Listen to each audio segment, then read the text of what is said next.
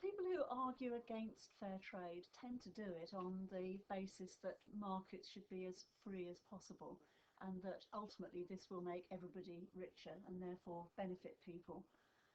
But I find this unconvincing for two main reasons. The first is the argument goes that you should have a level playing field. But actually a level playing field only really works if you've got two sides of fairly equal strength. If you have one side of school children, for instance, or amateurs against an international team, then that's hardly going to be fair. And in the same way, in the developing world, the farmers and manufacturers just don't have the resources, the infrastructure, even the experience to be able to compete fairly with people from the developed world.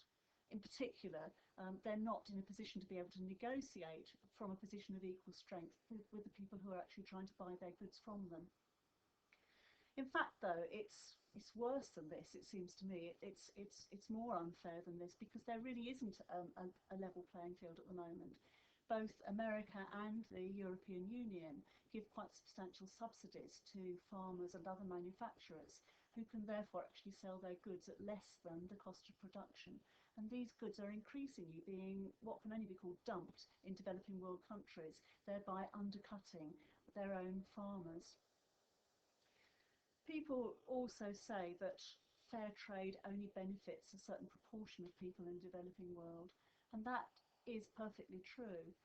In order to be able to benefit everybody and have a real level playing field, we need to move beyond fair trade to trade justice, to doing away with these subsidies and making people able to negotiate on a common basis. At the moment, though, fair trade benefits those farmers who've been able to form into cooperatives and do deals with the fair trade movement.